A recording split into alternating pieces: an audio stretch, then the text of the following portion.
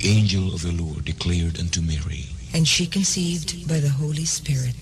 Hail Mary, full of grace, the Lord is with thee. Blessed art thou among women, and blessed is the fruit of thy womb, Jesus.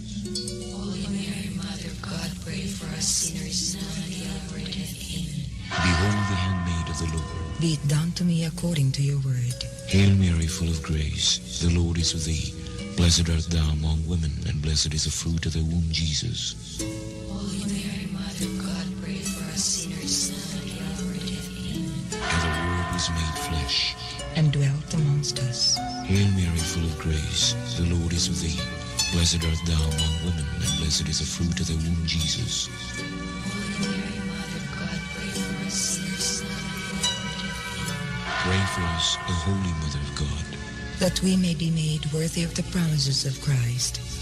Pour forth, we beseech you, O Lord, your grace into our hearts, that we, to whom the incarnation of Christ, your Son, was made known by the message of an angel, may by his passion and cross be brought to the glory of his resurrection, through the same Christ our Lord. Amen.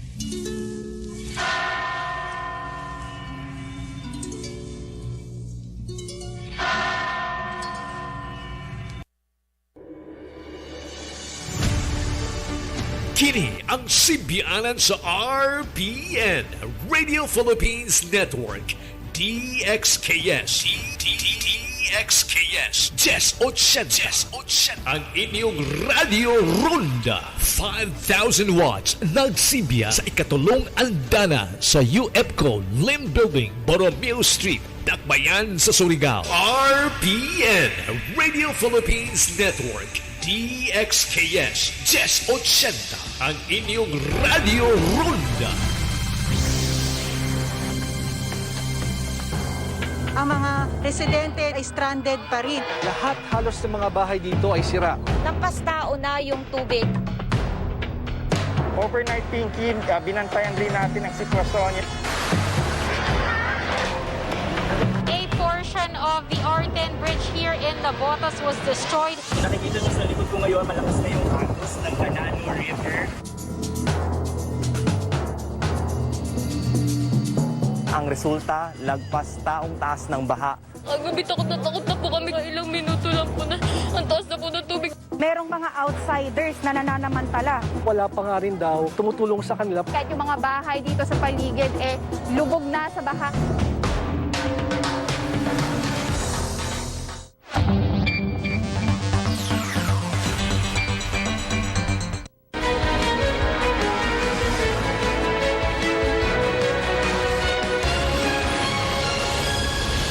This is Newsnight, where we go above and beyond the headlines. I'm Pia Ontiveros. Tonight on the program, a lawmaker wants to look into the no-contact apprehension policy in some areas in Metro Manila, as the traffic scheme could possibly be a new source of corruption. About a month before the state of calamity because of COVID-19 ends, a center wants to look into extending the validity of the vaccination program law. And it's official. Basketball sensation Kai Soto will again play for Gilas Pilipinas in the fourth window of the 2023 FIBA Basketball World Cup Asian qualifiers. The Land Transportation Office wants local governments in Metro Manila to suspend the implementation of their no-contact apprehension policy, or NCAP. NCAP is a system where traffic violations are captured through cameras. Notice of violations are sent to the residence of the registered owner of the vehicle involved.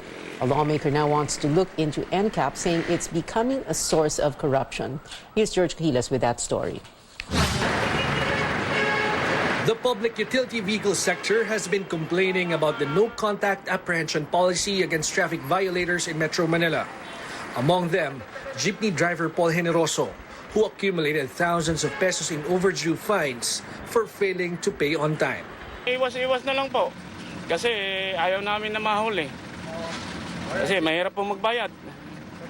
Lalo po wala namang kinikita. This is among the reasons why the Land Transportation Office, or LTO, is calling on local government units implementing the NCAP to suspend it for the meantime. That needs to be reviewed. Kasi naaabuso po yun, prosesong yan. In some areas po, dati ang bayad lang is 150 pesos. Ngayon naging 2,000 pesos. Bakit ang laki for a no-contact apprehension? The LTO adds that based on its initial inquiry, fines imposed by LGUs are higher because they share the payment with their technology providers. I think they're engaging a service provider on this, the one who invested on the CCTV, etc. So, yan po ang sinabi ng LGU na 60% of the fines goes to their service provider. The agency adds PUV operators also suffer since they will have to settle the fines if drivers fail to do so. Admitted naman kami na meron talagang mga pasaway na driver, alam mo naman yon. Pero ang mangyayari sa'yo, pag umalis sa yung driver sa dami ng huli, ang napiperwisyo operator because we are the one paying. Dahil pag hindi kami nagbayad, how can we register? The Metro Manila Development Authority has been implementing the NCAP since 2016. From January to May this year, the MMDA has recorded over 52,000 violations, most of them disregarding traffic signs and obstruction. The cities of Manila, Valenzuela, Parañaque, and Quezon City all utilize the NCAP. Congressman Ace Barbers now wants its implementation investigated.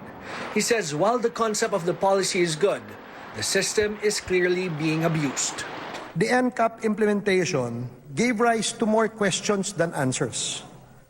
It took a life of its own and became a problem by itself, an additional burden and a source of corruption institutionalized by the state. The MMDA says it will cooperate should the matter merit a legislative investigation. George Cahiles, CNN Philippines. Could a cable car ride over Metro Manila's traffic be a reality soon? Senator Robin Padilla is suggesting this along with other measures to solve the perennial traffic problem. Padilla proposed the idea in a plenary session after Senator J.V. Ejercito stressed the need to improve railways and upgrade train systems. Meron pong isang nauuso din ngayon na kung tawagin po nila ay ropeway. Ito po yung paggamit ng cable. Nais ko din po sana na maimungkahi po sa inyo na ito po ay bagay din sa Pilipinas, lalong-lalo na sa Metro Manila dahil sa traffic. Ito po yung mga cable car. Opo.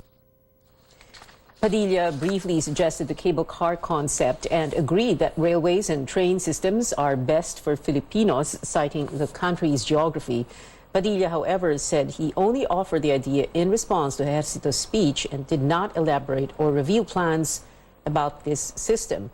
In 2018, then Transportation Secretary Art Tugade floated the idea, and the French government later financed a feasibility study for the system. A Senate panel holds a hearing on various issues hounding the energy sector, such as power outages, high electricity prices, and measures that need amending. Amor Santos reports. Palagi na nga brownout pagdating sa singilan, ang taas ng bill ng kuryente. At kapag hindi nakabayad on time, pinuputulan agad. Pwede ba, Secretary Letilla, do something about that? Lawmakers grill Energy Secretary Rafael Lotilla on the recurring power outages and higher charges in the provinces. Lotilla says while power reserves are enough approaching the cooler months, assuming no sudden breakdowns of power plants. But summer months, I have to tell you that I'm beginning to have also not only, I'm not going to say nightmares, but concerns about that. And we will do our best precisely to address the stranded power out there. Like in Negros, it's stranded because, and in Bataan. Citing his experience running an industrial ice production business in Cagayan de Oro City, Senate President Mig Zubiri says businesses are struggling with the high cost of electricity in Mindanao. Boss, paano ka naman magsasurvive na kumpanya kung o MSME kung 16 to 18 pesos? Dito sa Manila, 9 pesos per kilowatt hour. Let's not fault this administration because I also support this administration. The President gave us the marching orders. Baba ang presyo ng kuryente. Lotilla says the government cannot afford to subsidize electricity. He adds the goal is to tap into new energy sources, including nuclear and tidal. But these are costly and need time to develop. We should not ban technologies, but we should set standards. Meanwhile, Senate Minority Leader Coco Pimentel wants a standard format in electric billing statements to make it easy for consumers to understand, while Tulfo wants a list of government officials with links to electric cooperatives. Kapag nagreklamo yung taong bayan, pupunta sa kanila, walang ginagawang aksyon ng mga kooperatiba dahil ang kanilang padrino ay mga matataas na opisyales ng probinsya. Lotilla says the DOE is not an intelligence or investigative body, but adds the agency will look into this. Amor Santos, CNN Philippines. Less than 2 weeks before the new academic year kicks off, education officials appeal to parents to avoid enrolling their children at the 11th hour. DepEd spokesman Michael Poa says it has been a practice in previous years for students to enroll at the last minute or even while classes are ongoing. We really want to be better prepared sa pagbabalik eskwela kasi nga COVID, dengue, monkeypox, and then of course may mga nasirang schools sa Northern Luzon and may kakulungan pa rin tayo ng classroom sa Metro Manila. We have strategies for that, but in order for those strategies to be effective, we need to get concrete numbers kung ilan talaga yung ine-expect na mga learners per school. Over 18 million elementary and high school students have already enrolled in public schools so far. Classes will open on August 22nd for a 2-month transition period from blended learning to full face-to-face classes by November. DepEd says this transition period will determine if some schools will be allowed to continue with the blended learning setup beyond November. The Education Department also asking for more funds to repair damaged classrooms. At the hearing of the House Committee on Basic Education and Culture, DepEd Undersecretary Epimaco Densing said the budget for classroom repairs should be increased to at least 16 billion pesos. The Budget and Management Department allotted only 1.5 billion pesos for rehabilitating classrooms under the national budget next year. Since 2015 or 2016, many of the repairs have not been budgeted for us to be able to address these calamity hit areas. In fact, as of today, the budget needed to be able to update and ensure that the repairs have been made is close to 40 billion pesos. And based on our consultation with the Department of Budget and Management the previous week, they mentioned that for our budget for next year, while the NEPs has not been finalized by as of last week, they've mentioned that for new construction, they've allotted 5.9 billion for DepEd, 1.5 billion only for repairs, and 2 billion for a quick response fund. Densing says there is a shortage of 91,000 classrooms nationwide. He says the agency is working on interventions such as holding classes in shifts and constructing temporary learning spaces. When we come back, Metro Manila's 1-week COVID-19 infection rate slows down, but infections are seen to peak next week. And President Bongbong Marcos appoints a new overseas workers welfare chief and other seasoned officials in the Migrant Workers Department. Keep it here on Newsnight.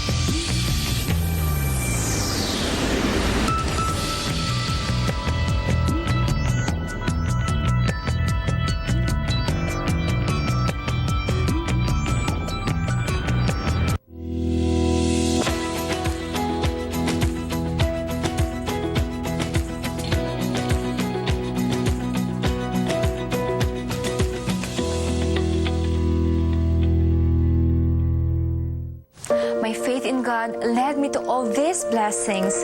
Kaya ako, all out sa lahat ng bigay ng Panginoon. Spirit, mind, and body. Sa tulong ng exercise, healthy diet, and MXU+. Sabi ng tatay ko, when you put God first, you will always be first. MXU+ with CoQ10 and L-carnitine. may plus in life. Mahalagang paalala, ang MX3 Plus ay hindi gamot at hindi dapat gamiting panggamot sa anumang uri ng sakit.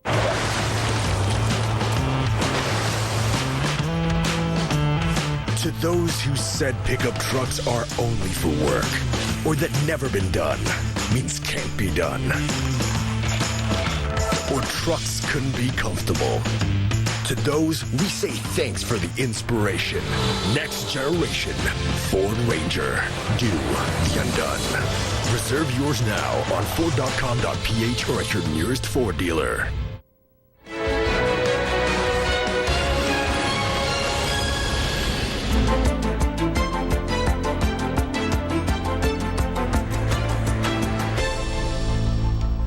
Welcome back to Newsnight. Senate President Mig Zubiri says senators will look into the extension of the COVID-19 vaccination program law. This as Health Officer in Charge Maria Rosario Vergeres says amendments are needed to extend the validity of the measure.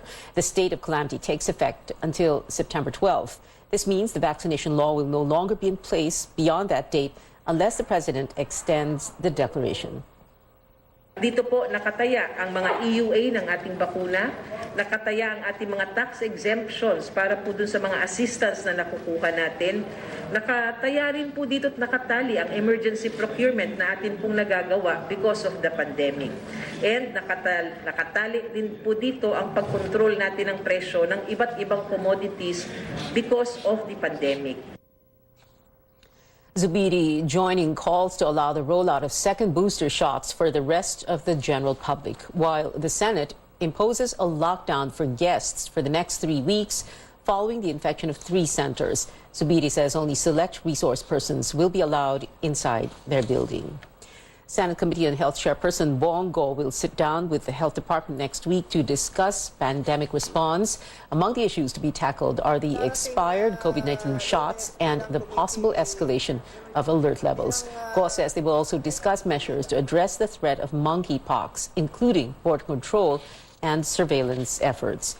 In the United States, a new strategy to stretch the supply of monkeypox vaccines. But CNN's Amy Kiley reports it may still not be enough to meet short-term demand.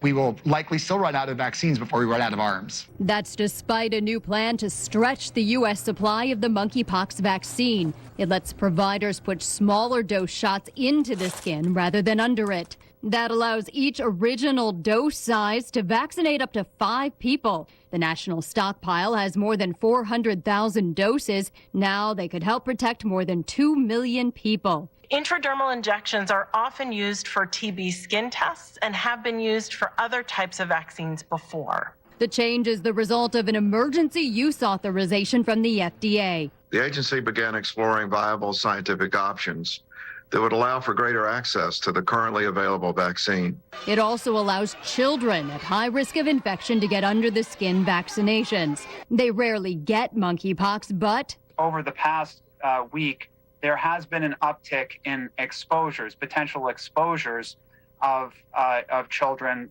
Stretching the vaccine supply still might not meet short-term demand. People are lining up for the shots, and the disease is still spreading. The U.S. has more than 9,000 cases on record. It comes down to like anything you touch, utensils, cards that we're all shuffling cards. We pass the cards to each other. We're playing spades, to be real. Officials say the U.S. will get millions more doses of the monkeypox vaccine in the coming months. I'm Amy Kiley reporting.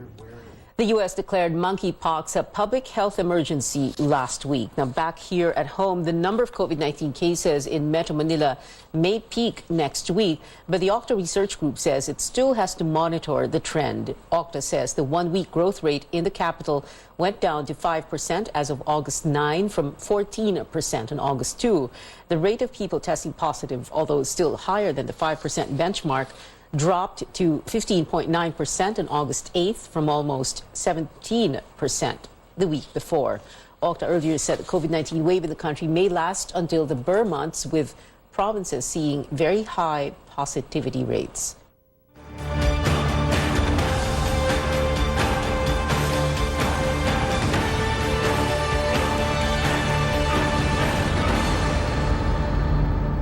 The new customs chief faces alleged corruption in the agency head-on. How does Acting Commissioner Yogi Filemon Ruiz plan to do that?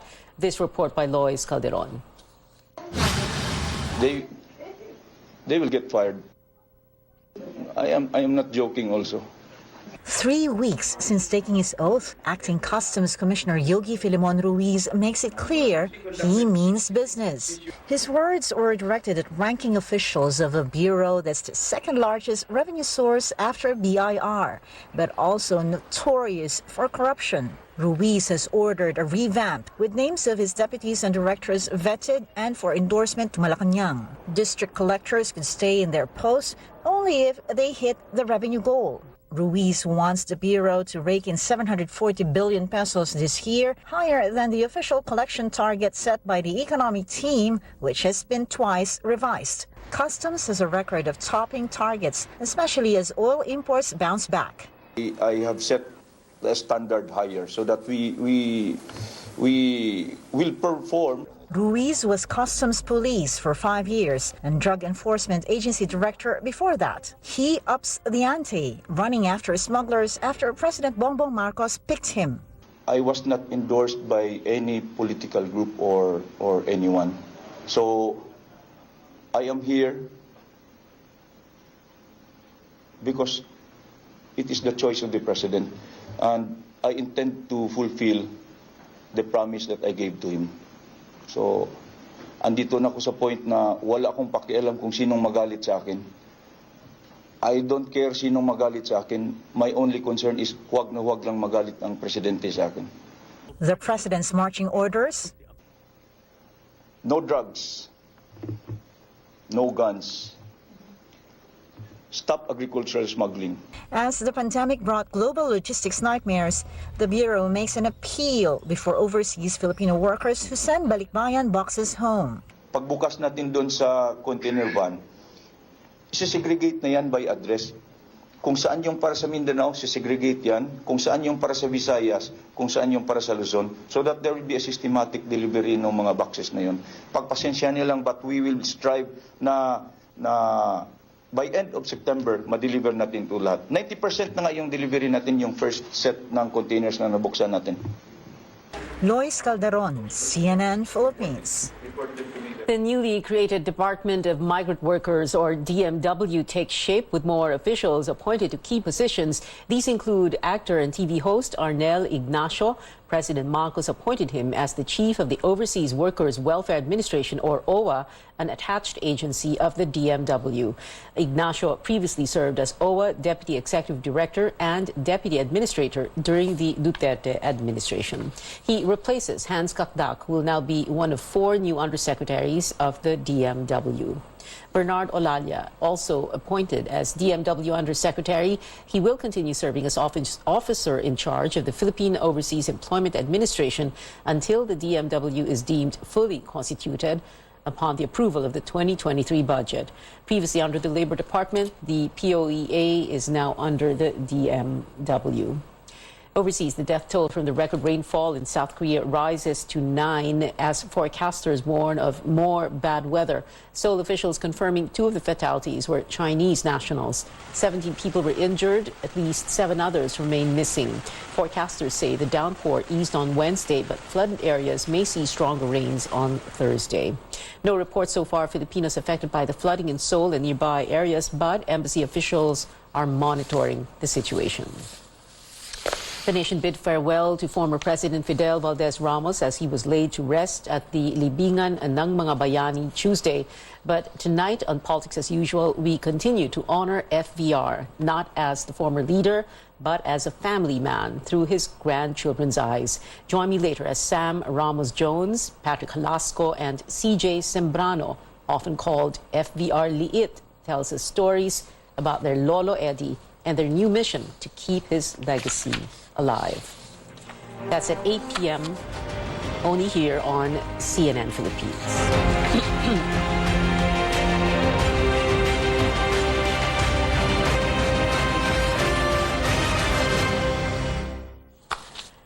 More stories ahead on Newsnight. Meralco wins against San Miguel in today's PBA Philippine Cup semifinals game, while the Magnolia Hotshots faces off with defending champion TNT Tropang Giga.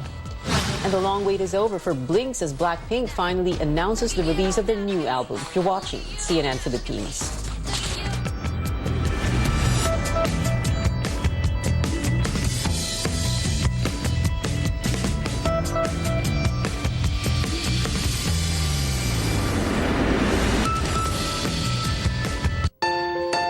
Fried chicken?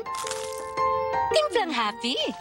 With easy-to-cook Magnolia Chicken Timplados. Iba't ibang sarap ng chicken, kaya. Anong Magnolia Chicken Timplados mo? Iba't ibang easy chicken sarap. It can be dangerous out there.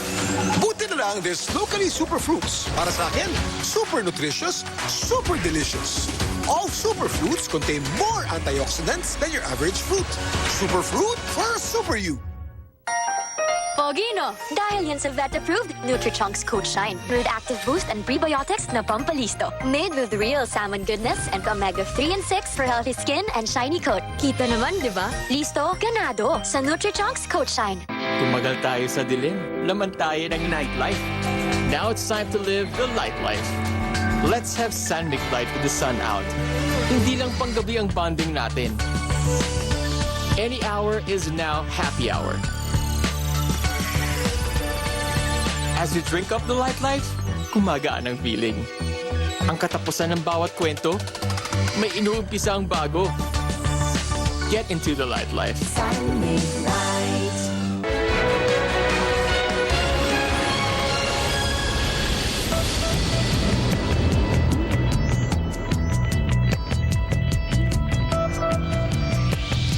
Welcome back to CNN Philippines. A happy homecoming for two Filipino-made Cube satellites that have ended their missions and landed back on Earth.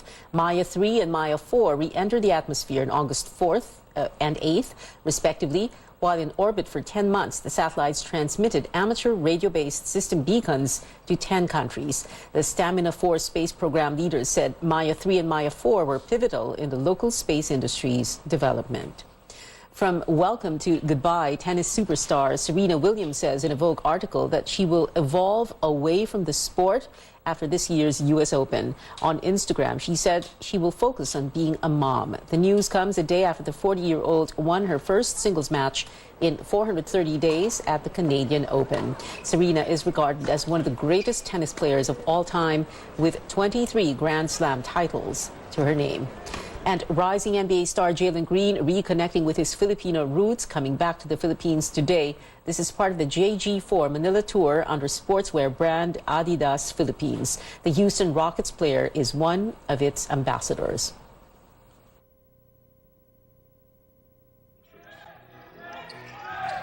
The Ateneo Blue Eagles proving their might on the global stage, dominating a World University Basketball Series match by a whopping 86 points. The collegiate squad crushed Indonesian team Universitas Pelita Harapan yesterday 125-39 in Tokyo, Japan. Ateneo's game versus National Chengchi University in Taiwan is underway. It is official, 7'3" cager Kai Soto will suit up for Gilas Pilipinas for the fourth window of the 2023 FIBA Basketball World Cup Asian qualifiers. The Samahang Basketball ng Pilipinas says it's thankful for Soto's proactive response to the call to play for the flag. Here you see a jumper, nice touch from Kai Soto, open.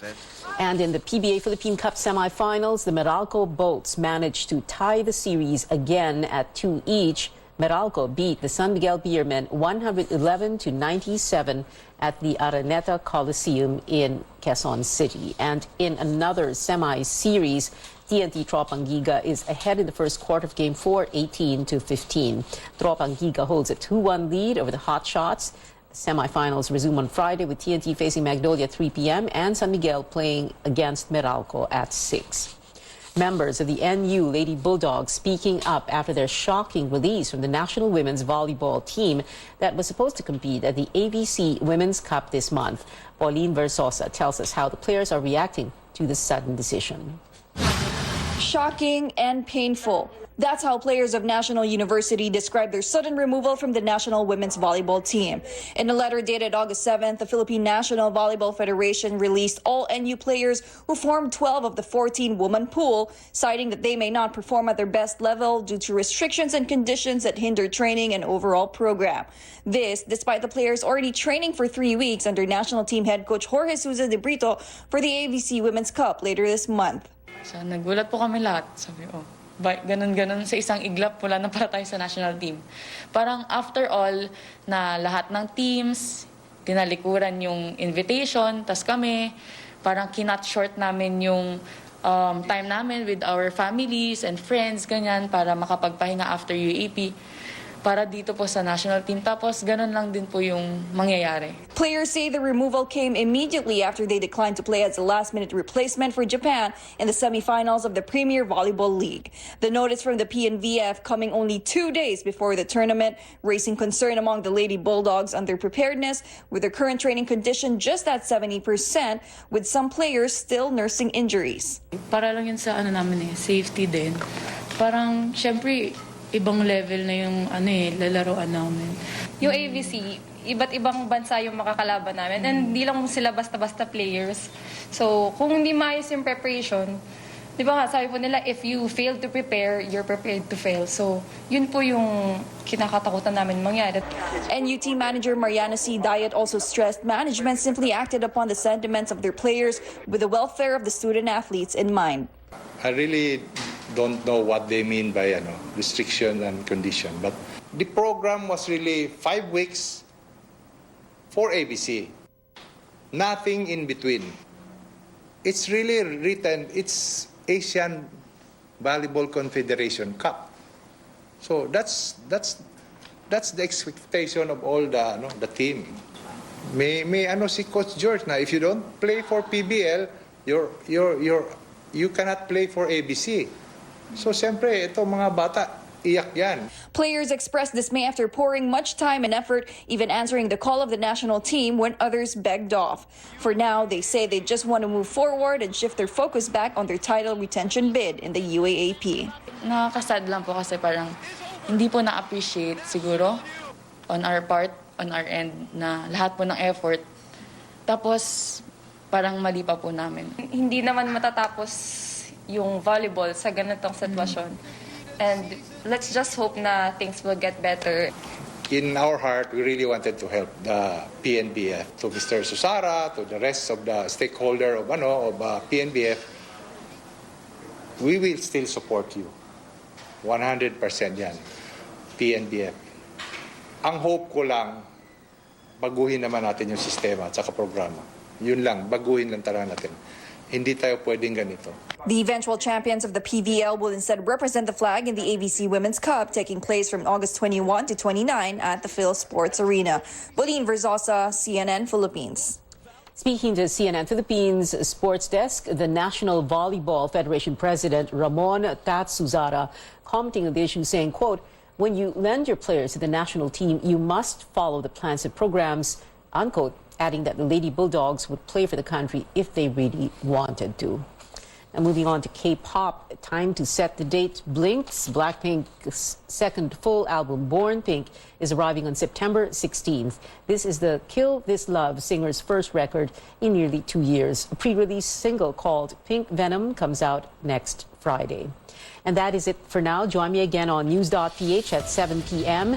and on Politics as usual at 8. I'm Pia Ontiveros for Newsnight, where we go above and beyond the headlines.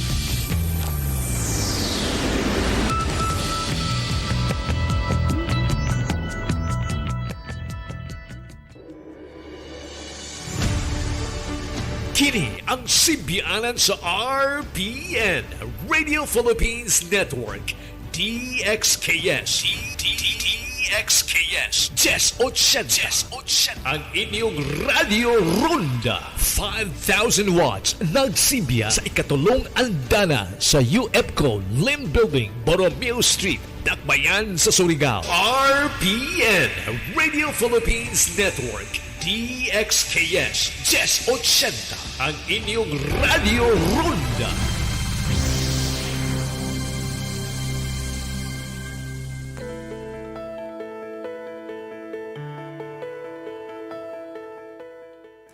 sometimes notice that you have cloudy vision despite wearing proper eyeglasses? Or do you have trouble seeing properly at night and are a bit more sensitive to light?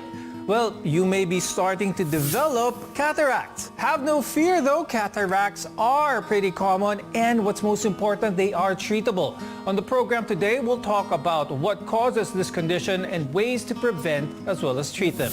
I'm Dr. Freddy Gomez and welcome to MedTalk Health Talk on CNN Philippines.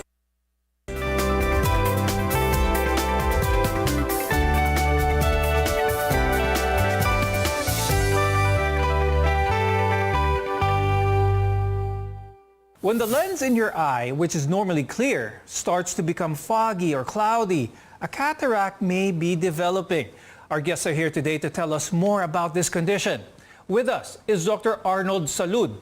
He's an ophthalmologist and vitreoretina specialist from the Medical City and American Eye Center.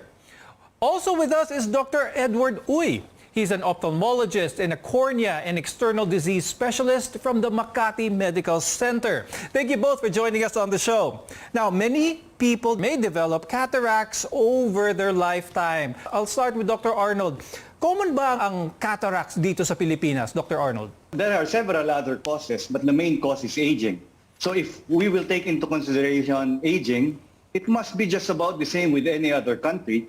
But because there are other things that can cause early cataract formation like diabetes, steroid use for other illnesses, trauma. Because we have a very high case of diabetes here in the country, our incidence of cataract is much higher compared to others. We'll talk more about some of the risk factors later on the show. And speaking of aging, more than 50% of people actually over the age of 50 is common to have developed cataracts. Now, most people start getting it around the age of 40, according to some of the statistics, but they don't really notice symptoms until after the age of 60.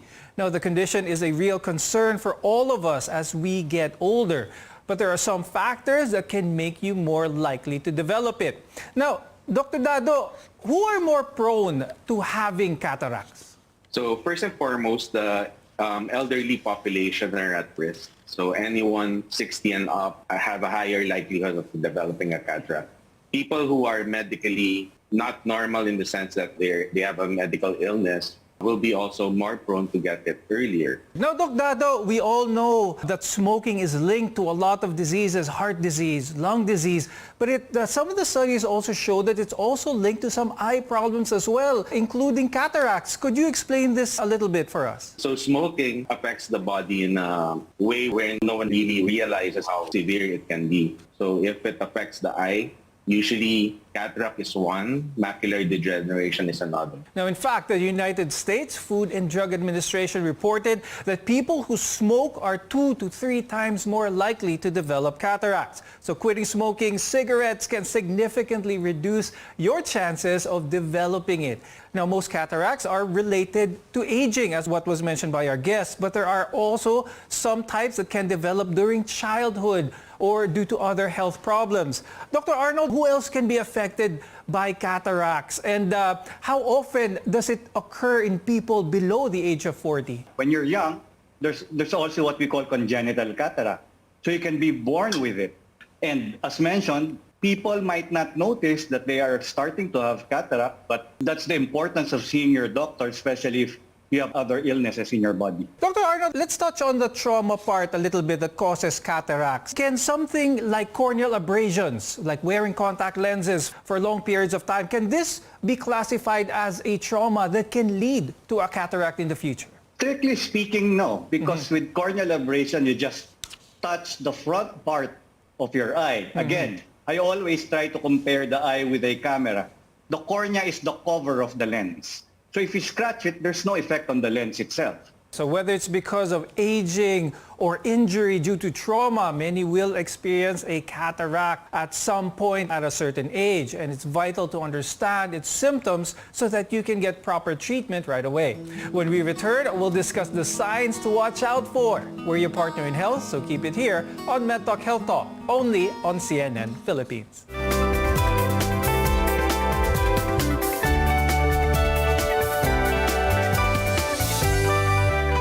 SMC, San Miguel Corporation. Bisag unsang industriya ang sudlan niini, tinguha sa SMC ang pag-uswag o paglambo sa mga Pilipino. Karon, gikan sa SMC, aniya na ang SMC Davao Cement. SMC Davao Cement. Gama sa Davao, para sa Mindanao. SMC Davao Cement. Ato ni Bay. Protektahi ang imong mga mata batok sa delikado ug makadaot nga ultraviolet nga silaw sa adlaw ug uban pa. Pinaagi sa pagsulob og eksakto nga prescription sa antiyohos o antipara. Likay ang mga simptomas sama sa hanap nga pananaw sa layo o duol nga basahon, sakit sa ulo ug uban pa nga makaapekto sa atong kahimsog nga ang hinungdan depekto sa atong mga mata. Alang sa kumpleto nga primary eye care, contact lenses, fashion eyewear, computer eyeglasses, sunglasses, accessories ug uban pa, adto kita sa AG Buñuel Optical Clinic. Ang AG Buñuel Optical Clinic nagpahinumdum kanato nga ang kahimsog sa atong mga mata usa ka prioridad nga angay ipa-check up kausa matag tuig aron pagsiguro nga luwas kita sa piligrong mga sakit. Pinaagi sa lisensyado og qualified optometrists nga maoy mo prescribe sa eksaktong kagamitan ug kung primary eye care ang paghisgutan. Duaw lang silang buhatan sa 3636 sa Nicolas Street, Surigao City ug adunay ilang extension office sa Aurelianida Street, Cantilan, Surigao del Sur. Ayaw kalimti higala, AG Buñuel Optical Clinic. Ang AG Buñuel Optical Clinic doon na branch dito sa lungsod sa Dapa sa may Lupis Haina Street, Poblasyon Dapa, Surigao del Norte. Ang AG Buñuel Optical Clinic dinhi sa siyudad ng Surigao no transfer na sa bag-ong location sa Nicolas Street Ragyahapon, tapad sa Garcia Hotel at bang sa Unicity. Ang Riverside Parts Master Incorporated na sa ilang bagong location sa Dalan, Burgos ning atong syudad. Mahimo niyong tawagan sa telephone number 231-7478 or 826-3663. Mga produkto nga inyong mapalit, genuine Makita Power Tools sama sa planer, drill, grinder, Triton Paints, construction supplies, angle bars, flat bars, GI pipes, automotive spare parts, Firefly electrical devices sama sa switches, bulbs ug outlets. Adto ang Riverside Parts Master Incorporated sa ilang bagong pwesto sa Dalan, Burgos ning syudad. Makahangyo ka o makabarato pagyod diha sa Riverside Parts Master Incorporated. Aniya na ang food supplement nga kumpleto, sakto o aprobado. Ang Calabo Plus Herbal Capsule. Calabo Plus Herbal Capsule. Maayo alang sa pag-maintain sa imong maayong panglawas, kahimsog ug kapiskay sa mga pamati. Calabo Plus Herbal Capsule. Pakusog sa enerhiya ug stamina. Mupalikon sa imong immune system. Calabo Plus Herbal Capsule. Andam sa pagpakigbatok sa mga nagkadaiyang balatian. Musulay pa baka sa uban? Diri na kita sa kasaligan. Calabo Plus Herbal Capsule. Calabo Plus Herbal Capsule. A quality product of Jesser Marketing. Palit na karon sa mga butika. EXL Makabuhay Plus Dietary Supplement. Nakakatulong iwasan ang iba't ibang uri ng sakit tulad ng diabetes, arthritis, rheumatism, hypertension, cancer, urinary tract infections o UTI, respiratory tract infections tulad ng ubo, sipon, lagnat, heart attack, constipation, fatigue, kidney, lung problem, premature aging, memory loss at depression. EXL Makabuhay Plus Dietary Supplement. Buhay at makulay ang buhay sa EXL Makabuhay. EXL Makabuhay Plus Dietary Supplement. Mapalit sa pinakadool nga butika o drugstore sa inyong lugar. O, anyari sa'yo? Ba't nakasimangot ka? Alam ko na. Masakit ang katawan mo, ano? Sa sobrang trabaho? O di kaya masakit ang ulo sa sobrang stress? Break ka muna. Hinga ng malalim at imasahe ang ulo mo gamit ang Herbalaya Liniment Oil. Ako rin ganun eh. Kaya pag mataas ang tensyon sa trabaho, mag-Herbalaya break ka muna. Herbalaya Liniment Oil. Amoy na kaaya-aya. Sa bawat pahid ay ginhawa.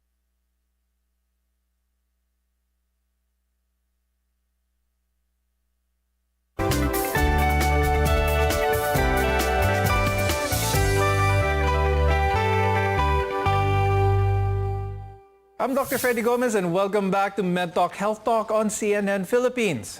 More than 50% of people over the age of 80 may develop a cataract, and they occasionally occur in young people as well, but not that often. So it's when the lens of the eye becomes foggy or cloudy, which can lead to blurry vision or vision loss if it prolongs any further. Now, Dr. Dado, let's talk about what to expect at first when someone develops or starting to develop a cataract. Ano yung mga unang simptomas na mararamdaman ng isang tao? Yeah, for people who don't wear glasses, they automatically will complain of their vision getting cloudy. For people with glasses, they will often feel that they need to change their glasses even if they just replaced their lenses recently. So your vision getting blurry, or if your glasses like getting foggy, that's the presentation of a patient with a cataract. For Dr. Dado, both eyes feel ba that are the- affected at the same time when it comes to cataract, or is one eye usually affected first? Usually, it's one eye affected first, but eventually the other eye will get the same symptom. Now, eventually, the area of Blurry, blurred vision or is if likely your to glasses grow like as your getting lens foggy, becomes more that's and the more cloudy. presentation. Now, Dr. Arnold, tell us more One eye about the affected progression of the symptoms. And what is the time frame before First, but we feel eventually, slight the symptoms other to eye a will get person's vision loss is already apparent? We always describe to our patients that having cataract, we will have cloudy vision. And a lot of them find it hard in the beginning to accept that it's the cloudy vision that's disturbing them. Later on, it gets worse, like looking through a frosted glass. And that's quite later on. The reason why I asked that, Dr. Arnold, because I think ugali sa mga Pilipino is titiisin hanggang kaya. So what is the best time? Is earlier better than later in this case when it comes to cataracts? Well, to me, two things. We always discuss levels of cataract, but there's some form of subjectivity to it. No? An early cataract for one person may not be that early for another person. So at the end of the day, I think it all depends on the person himself or herself. No? If he or she feels that the quality of life has changed, then the cataract has to go. And the only way you'll find out really is if you visit your doctor. Yes, that's true. To emphasize to our viewers, if you notice anything that changes and affects your quality of life, always have yourself checked. Dr. Dado, we talked a little about some of the risk factors, but let's go through some of the causes of cataracts. What was mentioned, of course, is diabetes, and having it can make you more vulnerable to cataracts. Tell us more about this, Dr. Dado. Is this a case of all diabetics, or are there certain parameters which may prompt someone who is suffering diabetes to develop cataracts? It's more of those people who are undiagnosed diabetes, people who are diabetic, diagnosed but with poor control. The longer you're diagnosed with the disease, the higher the chance for you to develop a cataract. So diabetes in essence doesn't only affect the lens, it can also affect the retina. So some people would feel that their vision is changing, but in reality, sometimes it's not purely a cataract, but retinal disease. So they need to see their doctor for that. With the case of cataracts, will someone feel any pain while a cataract is developing? Let's talk about that. Basically, initially, probably just the glare to light, darkening of their normal vision, eventually blurring, but cataract don't usually cause pain unless it's a very mature or hyper-mature cataract in elderly people and the angle of the eye closes and develops a glaucoma. So that is true. So that is why if you have cataract symptoms, pain may not always be there, but please consult your doctor right away.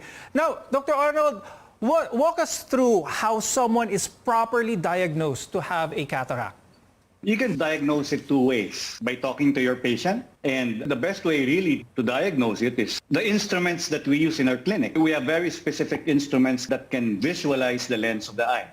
And just looking at the lens, we can tell you if it has become cloudy already. Now, Dr. Arnold, can cataracts be properly diagnosed kapag pumunta sa mall, dun sa paggawaan ng mga eyeglasses, or where do you recommend a person be properly diagnosed when it comes to cataracts? Our partners are optometrists who handle the optical shops that you find in the mall. Okay, we would usually go there if we think that the eyeglasses that we wear are not functioning the way we want them to be. So it's either your grade has changed because you're growing older and your grade can actually change, or your vision is deteriorating because your lens is starting to become cloudy. So if that is the case, when your optometrist tries to get your grade, via refraction, they'll find it hard. So eventually, they'll direct you to the friendly ophthalmologist as well. Now, cataracts can and will worsen over time, so your doctor will most likely recommend surgery for the treatment. More on this when we return. Your health is our mission here on MedTalk Health Talk. You're watching CNN Philippines.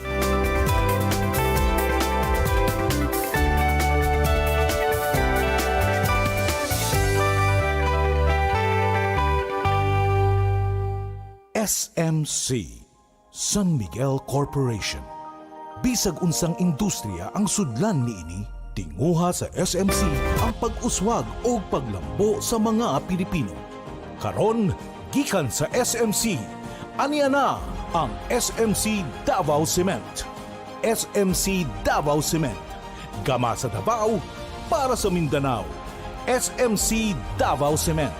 Ato ni Bay. Maayong balita sa tanan sa atong panginahanglan sa panimalay, mga gamit, ingon man mga dekorasyon, pwede na natong mapalit diha sa Wellington Bazaar. Anausab sa Wellington Bazaar ang mga bestidahon, karsunison, plain t-shirt, plastic chair, floor mat, mantel, banig, folding bed, habol, mosketero, trapal, lideret, basketball, stuffed toys ug mga dulaan sa bata. Ang Wellington Bazaar ana magalagad kanato sa Dalan Kaimo ning Dakbayan sa Surigao. Wellington Bazaar, gikan sa mga kawani ug tigdumala sa Wellington Bazaar. Maayong adlaw alang kaninyo. Wellington Bazaar, sukion ta sa kanunay. Uy, Day! Naunsa man ka, Day? Day, kanang glisod na mo kakita, Day. Uy! Sus, naunsa ba ka? Uy nga, katong ni aging bulan. Okay pa man ka? Naunsa Day karon? Laot siguro ni sisingunit aning cellphone ka ng si computer, Day. Da, mo lagi na akong ingon ba? Uy, Day, nakoy balita para sa imuha. Gamit og Lutein Plus, uy! Lutein Plus? Oo, tungod ang Lutein Plus, Day, duna kini 13 ka-ingredients. Hindi lang kini para sa mata, kundi sa imuhang tibuok lawas. Nga maka-assist pod sa imuhang anxiety ug depression. Ang Lutein Plus o sa ka-award-winning brand nga gikan pa sa New Zealand. The award-winning supplements from Clean Green New Zealand Omega Plus ang support sa heart and blood system. Ang Lutein Plus ay 13 ka mga ingredients lakip ng vitamins A and C. Dili lamang kung maradyaw sa itong pananaw, nagsuporta sa bini sa ato intirulawas ning panahon nga jari kita kuman sa COVID-19 pandemic. Kinahanglan magpabilin kitang himsog inom sa Lutein Plus, Omega Plus and Primrose Plus Soft Gel. Inintanan available sa New Family Drug, Palma Drug sa Aquarian Pharmacy. Pagdalaga o gulitaw na gani, kinahanglan limpyo og hamis kanunay ang kutis. Gamit og Karisma Kojic Soap. Karisma Kojic Soap, pampahamis, pampaputi ug pampabata sa panit. Karisma Kojic Soap. Karisma Kojic Soap. Mao kini ang tubag alang sa mga teenager nga gusto makaangkon og nindot nga kutis. Karisma Kojic Soap. Karisma Kojic Soap. Karisma Kojic Soap. Karisma Kojic Soap. Ang sikreto sa mga gwapa o gwapo. Karisma Kojic Soap. Mapalit sa inyong mga suking butika. Mga Surigaonon, ana-anay maayong lugar na adtuan ang Interior Hub Home Furnishing Shop nga nahimutang sa Dalan Borromeo ning Dakbayan sa Surigao. Anaa kanila ang barato na mga gamit para sa pagpagwapa sa inyong banyo, kusina o tibuok balay. Nagtanyag sila sa mga packages, sa faucet, wash basin ug toilet bowl with complete fittings na swak sa inyong budget. Sa Interior Hub Home Furnishing Shop, daghan kay kapilian, mga bag-ong mga designs ug dekalidad ang mga produkto. Interior Hub Home Furnishing Shop, Borromeo Street, Surigao City. Owned and managed by Earl Brian Palma. Contact number 0945 30-60648. EXL Makabuhay Plus Health and Wellness for God's Glory. Nakay pasyente ma'am no mo isuon o sa gibati ato ma'am. Ang gibati ato niya dok ikalihok yung mga lawas, ulo lang makalihok kamot dili wala na di nakadaw yung lawas bugak na nakaayo. Mandi maasay ang tiil. Makabuhay plus lang jud tuloy ang sa Ginoo. Samtod nakalakaw na di siya dok. Primero ina niya pero hinga na diyan pamati mga lihok na pagkatudis makakaon na siya makagulit na kasara. Makabuhay plus lang jud kaloy ang sa Ginoo jud. Tingin pa na namo nakakita ni ani sa mong balay na nagmotor na jud. Sige pangalan nimo ba? Charmin po, Tagaturin. EXL Makabuhay Plus Dietary Supplement. Mapalit sa pinakadool nga butika o drugstore sa inyong lugar. Oh, anyari sa'yo? Ba't nakasimangot ka? Alam ko na. Masakit ang katawan mo, ano? Sa sobrang trabaho? O di kaya masakit ang ulo sa sobrang stress? Break ka muna. Hinga ng malalim at imasahe ang ulo mo gamit ang Herbalaya Liniment Oil. Ako rin ganun eh. Kaya pag mataas ang tensyon sa trabaho, mag-Herbalaya break ka muna. Herbalaya Liniment Oil. Amoy na kaaya-aya. Sa bawat pahid ay ginhawa.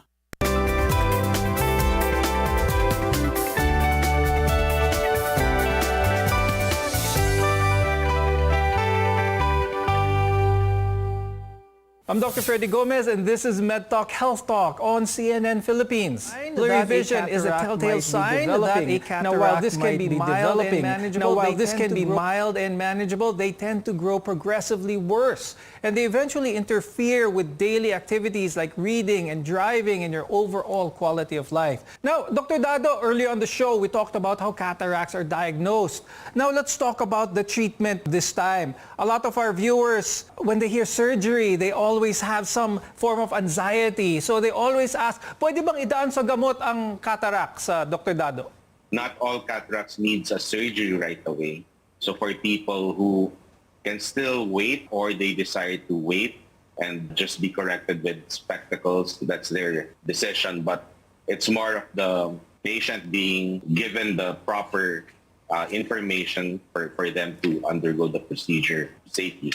Okay, so Dr. Dado, what you're saying is surgery is the best option when it comes to cataracts, but during the initial stages of an early cataract, yung medyo blurry pa lang ang vision, surgery can be held further down if corrective lenses can still compensate for that blurriness. Is this also applicable for those, like what we talked about earlier, those who are younger than 40, those who have probably a genetic predisposition to cataracts? Does the treatment follow the same for them as well, Dr. Dado? So for people with a genetic problem like developmental cataract, they usually get blurred vision slowly. So it's a slow progression to the eventual surgery. So if the patient can still wait, then we usually advise them to just be more worried about the symptoms of the glare to light and all that. But eventually, if the vision can't be fully corrected or helped with spectacles, then we advise surgery. Now, Dr. Arnold, pag-usapan natin yung surgery mismo. Ang number one tanong dyan, masakit ba ito, Dr. Arnold? Again, for our audience, there are several kinds of surgeries for your cataract, no?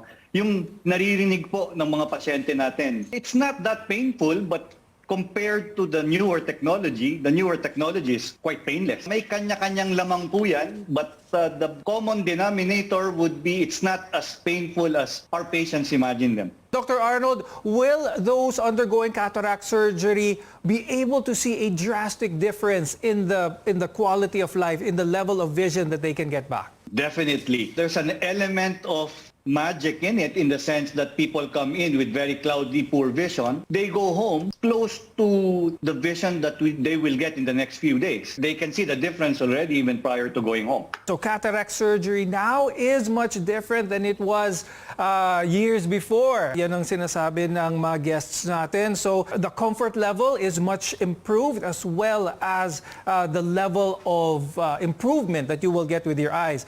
Now, Dr. Dado, pag-usapan naman natin ang recovery dito. What is the downtime for someone who has undergone cataract surgery? People who undergo surgery, since it's topical anesthesia, they can usually see right away. So it's not something that you have to stay in the room for, they can't go out and all that. They just need to wear some protective goggles during the day to protect them from any possible trauma to the eye. And they usually see immediately well the next day. Usually the healing period is about a week or two, and then full healing in 6 weeks. How long can that person go about by their daily activities, Dr. Dado? For people with no strenuous activities, they can usually go to the office immediately the next day, although we still advise them to be really careful with regards to things that they read and if they need to carry something to the office because of possible trauma and something hitting their eye. But they can eventually start their normal activities the next day. And Dr. Arnold, for someone who has gone through cataract surgery, should they be worried about the cataract recurring? Cataract doesn't come back. Okay, so it's a one-time thing. Once removed, it doesn't come back. That question probably emanates from some patient experiencing that They get the blurry vision again months or years after cataract surgery. Basically, the lens that we place remains clear for the rest of their lives. There's something that happens on the bag, the thing that holds it, that makes it a little bit cloudy again, but gets fixed in a few seconds, that we laser eventually later on after surgery. Dr. Edward, we've explained thoroughly how the main risk factor of having cataracts is aging, but a lot of people may be wondering, meron bang kinakain ng isang tao that may lead them more prone to having cataracts? Does diet have a role in cataract formation? With regards to food, probably not. But some people take something like a steroid to help them build up their muscles. Those medications like steroid can produce cataract early in a person's life. So we just need to be careful with regards to medications or anything that we take in, because sometimes we don't know the ill effects of what we take. Now, before we go, I'd like to get some parting messages from the two of you. I'll start first with Dr. Arnold. Do you have any message for our viewers? Cataract is inevitable because it's mainly because of aging. There are many other causes of cataract, specifically diabetes. So bottom line, take care of your health. Accept the fact that aging will cause cataract. Take care of your health so you don't develop it sooner than expected. Very good. And of course, Dr. Dado, any parting message for our viewers? Dr. Arnold and myself are here to help you.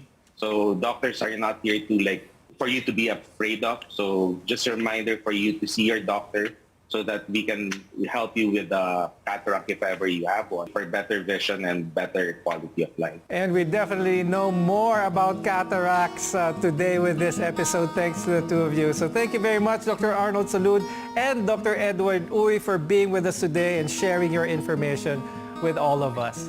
I'm Dr. Freddy Gomez, and thank you for watching Med Talk Health Talk. We'll see you again next time. RPN Radio Philippines Network.